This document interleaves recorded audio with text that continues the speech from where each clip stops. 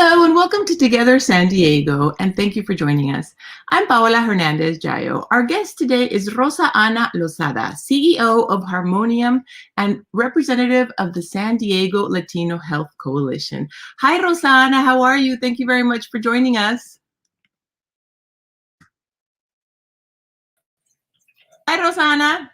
Hi, Paola. Nice to see you. Nice to be with you this morning. Thank you very much for joining us. We appreciate it. The Latino Health Coalition, the San Diego Latino Health Coalition, is organizing youth virtual panels to talk about youth voices and mental health. Tell us about these panels. Tell us about the San Diego Latino Health Coalition as well. Oh, happy to. Thank you, Paola. So the Latino Health Coalition was established to help in response to supporting access and information to the Latino community. And this event is a real partnership between the Latino Health Coalition, Blue Shield Promise, and Harmonium coming together. We had a mutual dream. We were working independently and then had a mutual dream about ensuring that we were raising the voice of youth during this, particularly during this COVID pandemic period. So we've got really excited about looking at working collaboratively to create this panel with a focus on mental health and well-being for youth. So as part of this, you're having some virtual panels. This month is Mental Health Month. So you're having some panels. Tell us the date of the panels. They're virtual as well. Yes, they'll be virtual, and we have two dates forthcoming. One is May 26th, which is Wednesday, and that'll be from 5 to 7. And we encourage individuals to participate. So this panel is looking and listening from the voice of youth and being able to lift their perspective, because they have a lot of ideas about their experience during COVID and also what helps soothe and help them recover. So we're really excited about having the English-speaking panel. And then the next day, we're very excited to reach out specifically to the Latino community for the Spanish-speaking version, and that'll be on the 27th at the same time from 5 to 7.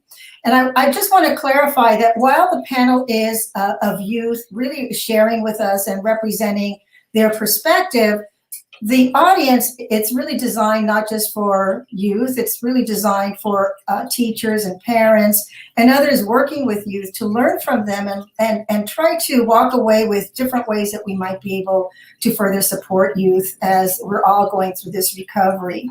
So I'm excited about the opportunity for us to highlight and be able to learn from youth together. There's certain topics that are going to be covered. I know you have an expert in the matter as well. It's important to mention that most of the panel is composed of youth. Tell us about the topics that they're going to be covering.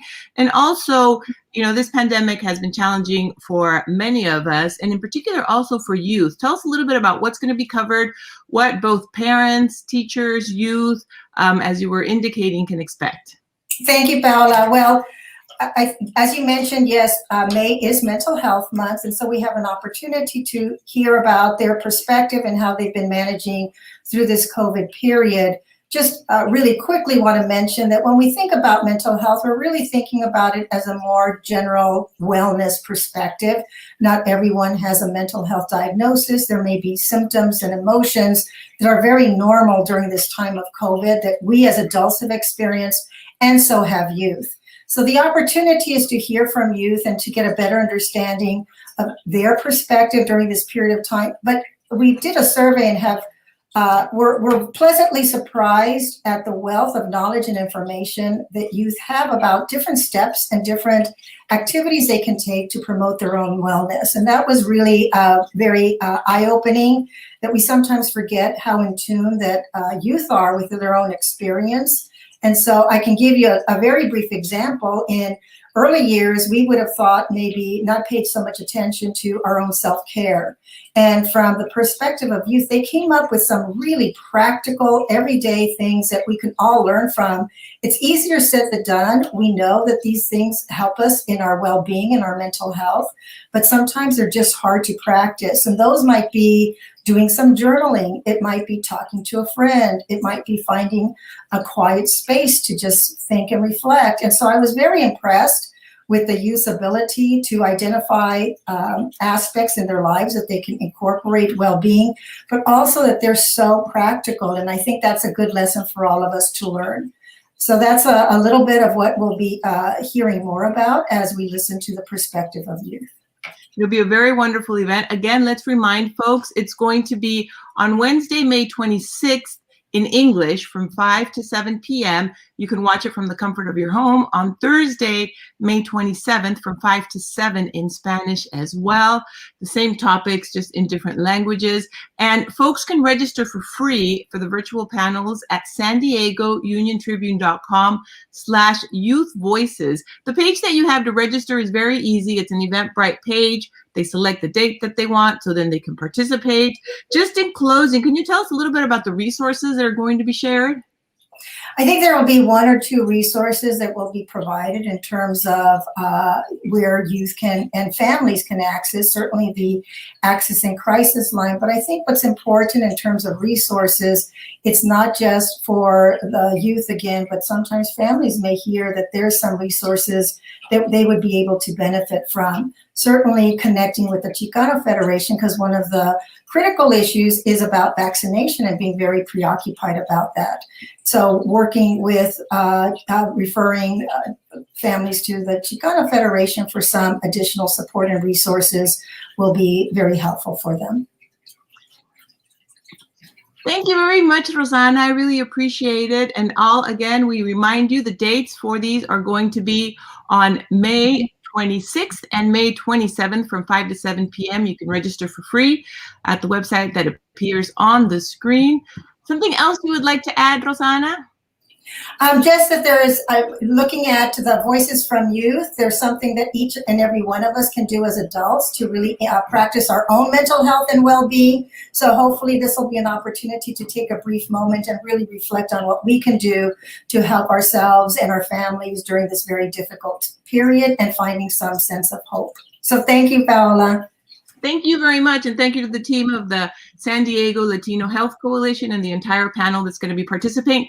I would like to mention our media partners before I forget. We have a number of media partners that are going to be participating in this, and we appreciate the support that they've been giving it. Let me go ahead and mention those really quick, Rosana.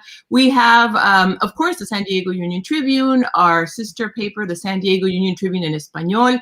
We have Channel 12, Televisa, El Latino, San Diego newspaper. We have Pulsar 107.3. I'm sorry, Pulsar 107.3 FM, Invasora 99.7 FM. We also have the Filipino Press and San Diego Monitor News. Thank you all for their support. It's very important to get the word out to the community, and we appreciate their support in helping us to get the word out. And to all of you, thank you very much for watching today. You can watch more episodes of Together San Diego on San Diego Union-Tribune.com/TogetherSD Live. And if you'd like to watch more of our live streams, you can visit San Diego Union-Tribune.com/UT Today. Thank you very much, Rosana. Always a pleasure to see you and a pleasure to share this information with our audience. Have a wonderful day, and I will see you at the virtual panels. I'll be moderating one of them. That's great. Thank you so much, Paola. Thank you. Bye-bye. News is more important today than ever before. I'm currently outside Otay Mesa Detention Center. I'm about to get a report at Sharp. Out at Sunset Cliffs.